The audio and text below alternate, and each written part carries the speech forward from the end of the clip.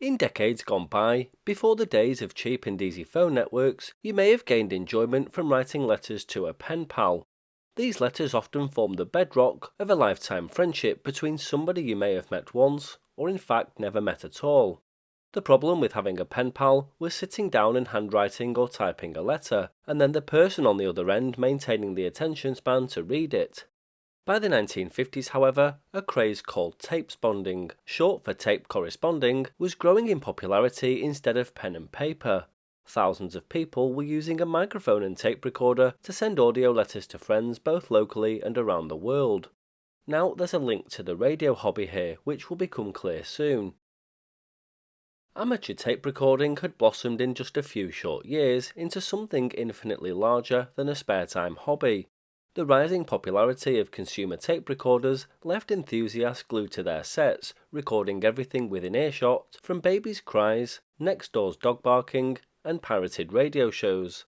By the late 1950s and into the early 1960s, the world was covered with a network of magnetic tape, carefully put together by amateur recordists, many of them building close friendships with people in dozens of other countries. The network was made of a diverse and multicultural group of people. For example, an amateur tape club leader in Tokyo could tapespond with a Bolivian recording at his desk at work. School children could put their voices on tape in England and receive a reply from other children in Israel. One common way of attracting mutual tapesponding enthusiasts was to place ads in publications such as electronics, tape recording, hi-fi or other technical magazines, in the hope that somebody would reply. An easier way was to join a tape club. Tape clubs came in two varieties, large international ones and smaller local groups. The first club, set up so that owners of tape recorders could correspond, was the Wirespondence Club, formed in May 1950. Membership fell off by 1953 and a new club was set up that same year, called Voicespondence. It went on to amass over 2,000 members in 32 countries at its peak. By the 1960s, the largest and most well-known club was World Tape Pals Incorporated, organized in the early 1950s out of Dallas, Texas. World Tape Pals and its associated clubs had a combined membership of around 5,000 people, who represented every major free nation on Earth. Other international clubs included the Organ Music Enthusiasts, who had 200 members. Catholic Tape Recorders International also had 200 members. Stereo International had 150, and American Tape Exchange also had 150. Although tape clubs began gaining popularity later here in England, their growth was nothing short of fantastic. In 6 years from 1956, they expanded from one club to more than 150. Members of international clubs seldom met face to face, but in local clubs they did often get together, say every month or so in someone's home, or more likely a public building. The biggest club in the UK was Worldwide Tape Talk, or WWTT, based at this house in Harrow in Middlesex. The chap that ran this club was called Charlie Towers. I wonder if he's still around. WWTT produced a members list for £2 per year and also published a regular club magazine filled with news and stories related to tapesponding. Some local clubs to me in the UK included Timperley Tape Talkers and the Merseyside Tape Recording Society. Bob Coote ran the UK arm of Voicespondence from Bexley Heath, and it had 230 members, mainly around the Greater London area. Bob would be 92 now if he's still around. Him and his wife Kath tapesponded with over 20 people in a dozen countries. In poorer nations, local tape clubs were formed for the purpose of buying a recorder, which would be too expensive for any individual member. Then it was used by everyone in the group and the club as a whole. To join a club, you filled out an application, providing information about your equipment as well as general and specific interests. Then you'd usually receive a register listing every member. Beside each person's name was a list of their interests. At its peak, the Voicespondence Club in the United States sent out an almost 60-page book of member listings. These interests ranged from amateur radio, stamp collecting, cars, handicrafts, antiques, and a plethora of many other subjects.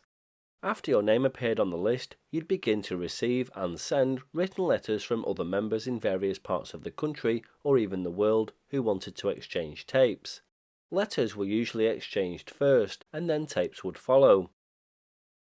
The most popular size of tape for tapesponding in those days was the message tape on a 3-inch reel. If you and your tape pal agreed on a more extended exchange, you'd use 5-inch reels or even 7-inch. So, what did you get out of exchanging tapes?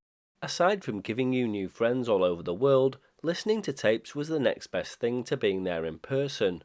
No other form of communication was quite as intimate as a tape recording, except for maybe the telephone. Tapes usually consisted of some kind of musical introduction taken from a record, another tape, or recorded off the air. Then you describe yourself, your town or city, work and hobbies. You'd then move to your particular interest, for example music. As well as chat, you could include your favourite piece of music or a live show from your favourite band. A music lover could visit the great concerts and opera halls of the world without leaving home, and they could acquire taped concerts from anywhere. Tapes could contain certain discussions on religion, politics, philosophy, art, or literature. They could contain talk on electronics, chemistry, foreign language lessons, and pretty much anything educational. Others contain talk about hypnotism, ghosts, UFOs, and flying saucers. Tapes could be recorded as a group by a tape club.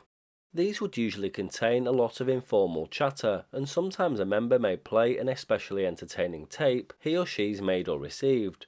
Quite often there would be a talk by a visiting speaker on equipment or technique. Both local and international clubs became involved in social service work. Typical projects included making tapes to entertain hospital patients and putting books on tape for the blind. World Tape Pals had congressional endorsement as part of the People to People program, and it produced world tapes for education. Some people are born mixers, others not so, and their lives can be somewhat lonely. Tapesponding changed the lives of many shy people. Former BBC Essex presenter Dennis Ruckard was an avid tapesponder. He sadly passed away in 2010. There were tales of marriages between people who first became acquainted via tape, war brides who kept in touch with their distant families and friends through tapes, and people who learned a foreign language by exchanging tapes with a person in another country. Texas oil tycoons with their own private aircraft could send tapes to a Gloucester village postman. Here in Manchester, an entire blind school got involved in the craze. The most frequently used tape speed in the 1960s was 3 3/4 inches per second, with half-track recording. Over time, tapesponders would encounter all speeds and track widths. The beginner needed to ensure that their equipment could handle at least 3 3/4 inch and 7.5 inches per second, as well as half and quarter track recording. Clubs also sent out what were known as round-robin tapes, where, for example, a 7-inch tape was divided into approximately 6 segments and posted around the world. Each recipient would add their contribution to the tape, and some months later, you'd get the tape back with contributions from all over the world. Similarly, you could send a tape to a small circle of friends. Each would have their own segment of the tape. The discussion circulated around the group until eventually reaching the original sender, who could hear all of the previous contributions before adding his own and sending it round again. Tapes were ordinarily sent by regular mail, and shipping cartons to carry the reels could be purchased cheaply.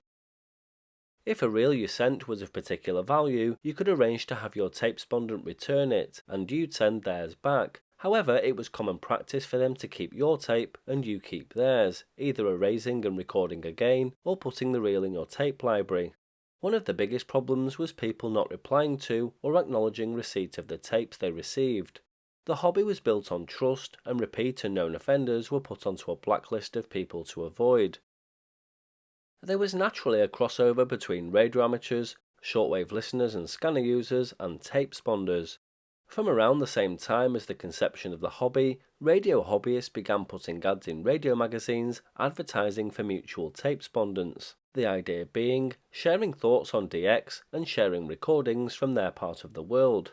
One story I came across was that of Fred Wilson in Berlin, New Hampshire, who had gone blind due to an illness in 1970, and one radio bulletin suggested tapesponding as a way to help Fred keep up to date on DX news. Another excellent idea was exchanging computer programs by tape. I know of a pirate station local to me who in the 1980s was broadcasting computer programs over the air for people to record on tape. The ad that caught my eye and was the inspiration for this video was this. It was sent to Popular Communications magazine in August 1984 by Walter Harland, whose radio call sign was G7WDY. He, like a few other tapesponders, was looking to exchange radio recordings on cassette of police, fire, ambulance and airband transmissions, and it's a great idea, something I'd love to do today. I know of a few scanner and amateur radio enthusiasts that did this and were exchanging tapes from all over the world.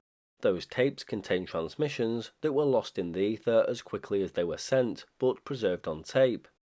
I often wonder if there's stacks of them in someone's attic, and how many went in the bin when their owners passed away. I tracked down Walter's great-granddaughter in an effort to get in touch with him. We had a great chat, but I was sad to learn that he passed away in 2011 at 82 years of age, so I could never speak with him about his tapesponding experience. What's even sadder is that this appears to be the only advert from him in a radio magazine, and they printed his address wrong, so I'm doubtful as to whether he received any tapes at all. Walter was a member of the Harwell Amateur Radio Society. He lived in Abingdon and had access to the roof of his building, on which he installed many different antennas as a dedicated shortwave listener. If you have any memories or recollections of him or knew him, I'd love to pass them on to his great-granddaughter. If you were involved in tapesponding, then let us know in the comments or drop me an email.